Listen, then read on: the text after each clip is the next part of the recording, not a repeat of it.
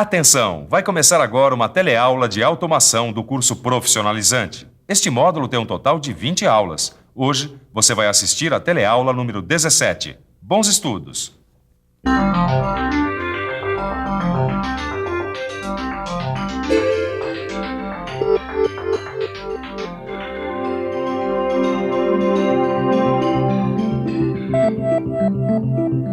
Na nossa teleaula de hoje, você vai fazer uma viagem pelo mundo da ficção científica. Você vai conhecer os robôs. Os robôs. Só que eles estão um pouco exaltados, porque os robôs de verdade não tem nada a ver com os robôs de ficção científica. Como você pode ver, eles são feios, surdos, mudos e burros. Mano, eu não tô exaltado, não. É óbvio que os robôs de verdade são bastante diferentes dos robôs dos filmes, mas eles também são super interessantes, porque os robôs conseguem fazer missões muito parecidas com as missões imaginadas pelos escritores de ficção científica. É verdade. Sabia? Então, se liga aí. Na teleaula de hoje, você vai conhecer os robôs industriais. Vai ver como é a sua estrutura e como esses robôs são controlados.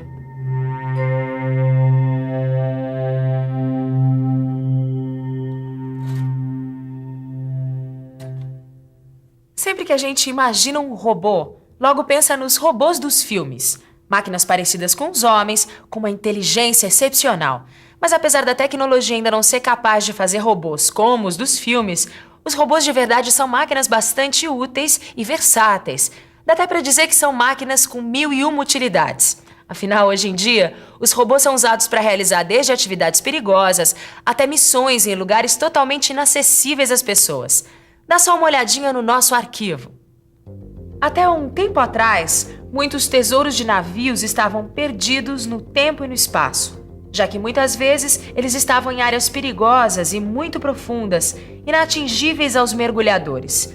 Hoje, quem sai em busca desses tesouros são os robôs. E são os robôs também que colocam os satélites em órbita nas missões espaciais, que fazem análises de gases em crateras de vulcões, que mexem nos produtos radioativos das usinas nucleares.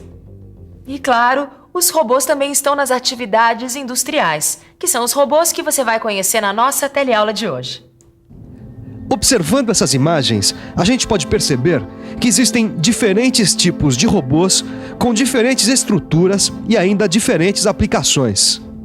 Agora, o que eles têm em comum é que todos eles são uma espécie de máquina CNC. O que eu quero dizer é que os robôs têm o mesmo princípio de controle das máquinas ferramentas CNC, só que com uma estrutura mecânica completamente diferente.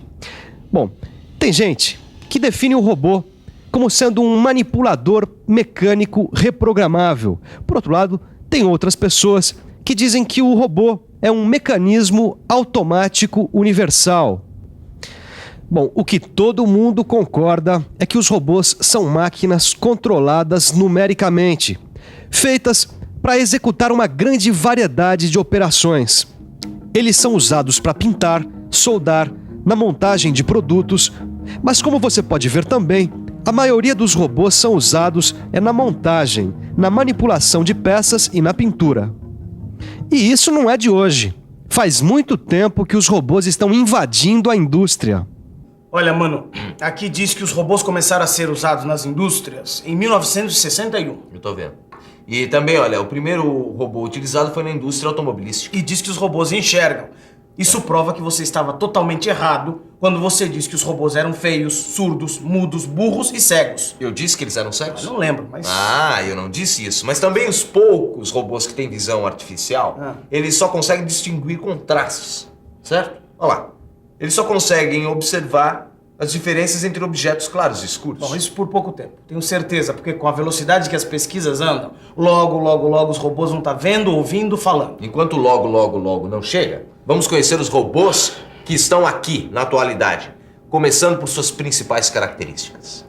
Uma das características mais importantes de um robô é o seu volume de trabalho. Ou melhor, o conjunto de todos os pontos que podem ser alcançados pela garra de um robô quando ele se movimenta. As garras de alguns robôs têm movimentos mais simples, fazendo o trajeto de uma reta. Outros robôs têm garras que giram. Outros ainda têm garras que fazem movimentos em todas as direções. E é claro que esses movimentos vão ser adequados ao trabalho que o robô vai desempenhar. Agora, o que todos esses movimentos têm em comum é a precisão. Precisão é fundamental no trabalho de um robô. Por isso mesmo, grande parte deles é acionada por servomotores elétricos, olha só. Porque o acionamento elétrico permite um controle mais fácil e maior precisão no posicionamento do que os acionamentos hidráulico e pneumático. Olha que maravilha, é precisão que não acaba mais. Demais esse programa de controle de robô, hein, mano? É. Você sabia que esses movimentos são feitos através de um servomotor elétrico, né? Lógico, eu sei. Só falta sair falando. Oh, mas para de comparar o homem com o robô. Olha só, olha os movimentos dele. Você sabia que o grau de liberdade do robô é medido pelo número de movimentos que ele faz com o corpo e com o punho? Ah, eu quero te mostrar uma coisa aqui. Tá vendo essa figura? O corpo desse robô faz movimentos angulares com o antebraço, na letra A, e movimentos angulares com o braço, na letra B, e movimentos de rotação na base, na letra C. Já com o punho, na letra E, ele faz movimentos angulares e de rotação na letra P. Tá dando para acompanhar, Torquato? Não, daria pra explicar melhor? Muito bem. O que isso significa? Que o número de graus de liberdade desse robô é 5, porque é o número de movimentos que ele faz. Presta atenção. Quando o corpo se movimenta, ele define a posição do centro da garra. E são os movimentos de punho que orientam a garra. É demais, né? Ele se mexe todo. E olha que são movimentos super complexos. Tem robôs nas indústrias automobilísticas que manipulam ferramentas super complicadas. A ferramenta fixada no punho dos robôs é chamada de órgão terminal. É o conjunto do corpo e do punho dos robôs que vai definir como esse órgão terminal vai se mexer e executar uma tarefa. Agora, dependendo da atividade que o robô vai desempenhar, o órgão terminal vai ser diferente, já que ele pode empunhar desde uma pistola de tinta até um aplicador de solda a ponto. A gente já viu o que são os órgãos terminais, o volume de trabalho dos robôs, mas e a estrutura mecânica? Como será que são feitos o corpo e os punhos do robô? É claro que, como tudo no robô, a estrutura mecânica pode ser mais ou menos complexa, dependendo do volume de trabalho, de quantas peças vão formar o corpo e o punho do robô, que por sua vez vão definir os movimentos desse robô. Olha, Torquato, as juntas se movimentam através do acionamento do servomotor elétrico e de sistemas de transmissão mecânica. Isso. E a estrutura deles ainda é composta por engrenagens, polias, correias dentadas, por sensores e por redutores de velocidade. É isso mesmo. Tudo mecânico e eletrônico, sem nervos nem músculos. Mas você insiste, né? Voltando ao que interessa, como será que os movimentos dos robôs são controlados? Controlar os movimentos de um robô significa fazer com que os seus motores girem junto com cada uma das juntas para que o órgão terminal alcance a posição desejada. Como você já viu, o controle dos robôs é muito parecido com o das máquinas ferramentas CNC. À primeira vista pode parecer muito fácil controlar um robô, mas na verdade esse controle envolve aspectos mecânicos, eletrônicos e de computação. Afinal, cada ponto do movimento do órgão terminal pode ter uma orientação diferente. Além disso, o controle tem que levar em conta o que o órgão terminal vai manusear, as acelerações e desacelerações, os atritos entre os componentes mecânicos. Enfim, é uma série de cálculos que devem ser feitos durante a movimentação do robô, ou como se costuma dizer, em tempo real. Mas é muita coisa pra controlar, hein, mano? E olha que já melhorou bastante, hein? Por exemplo, com o desenvolvimento dos controles numéricos com velocidade de processamento maior, componentes mecânicos, materiais mais leves e resistentes, os robôs ficaram mais rápidos e precisos. É, lógico. Mas mesmo assim, eles ainda são menos precisos que as máquinas ferramentas CNC. Como assim, mano? Depois de tudo isso que a gente viu aqui, você vai querer me dizer que os robôs não são tão precisos? Não, eles são precisos. Mas além deles serem menos precisos que as máquinas CNC, eles são muito limitados. Eles só fazem o que está previsto. Eu não tô entendendo onde você tá querendo chegar. É só pensar um pouco. Se acontece algum imprevisto no meio da trajetória, eles não têm como se safar. Além do mais, os robôs não pensam. Eles só obedecem o que os homens mandam eles fazerem. E eles são totalmente comandados e controlados pelos homens. Tudo bem, mano. Eu só quero saber como é feito um programa para controle de um robô. Só isso. Os métodos de programação dos robôs podem ser online ou offline. Na programação offline, que quer dizer fora de linha, é usada uma linguagem de programação parecida com a usada na programação das máquinas ferramentas CNC. Um tipo de linguagem que permite que o operador controle um robô que esteja trabalhando num outro ambiente.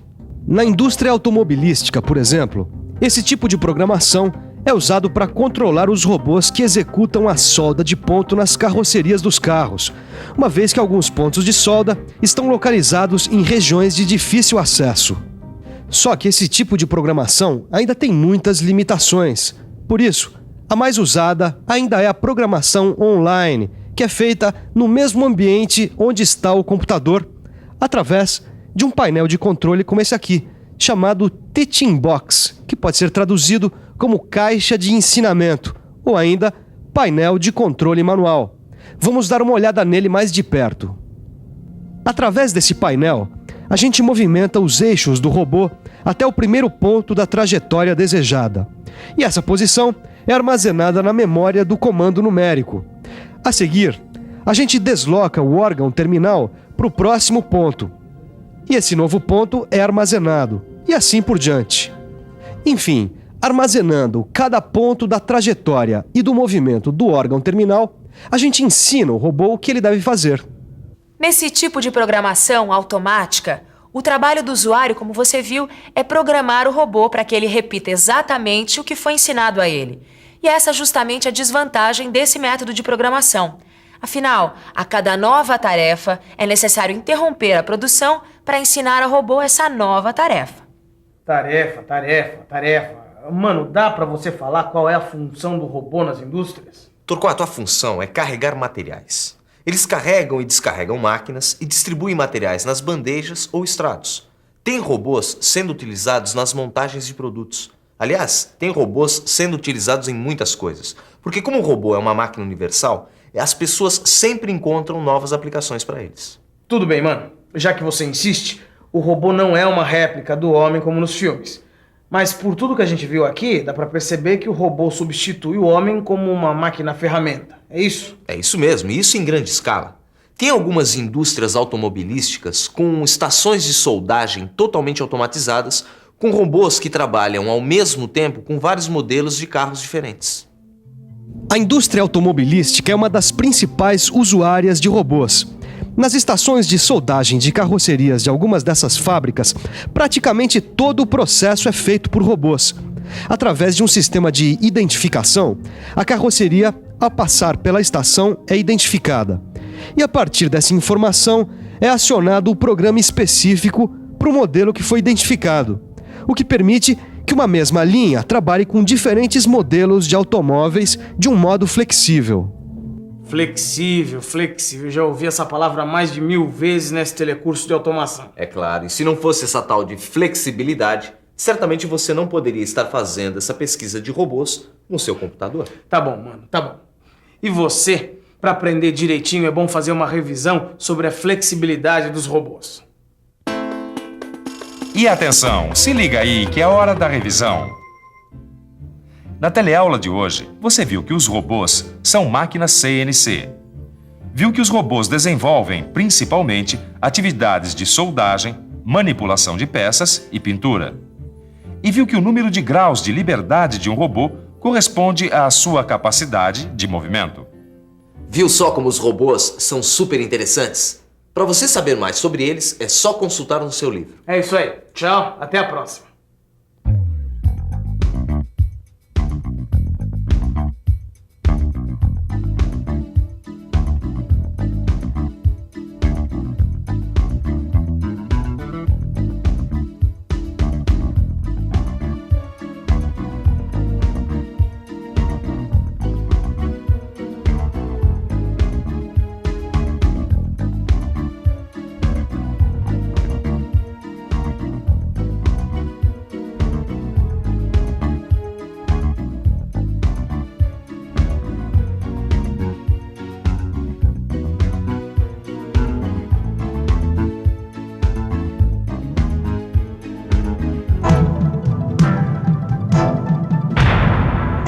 Telecurso 2000, um programa de educação do Sistema Fiesp e da Fundação Roberto Marinho.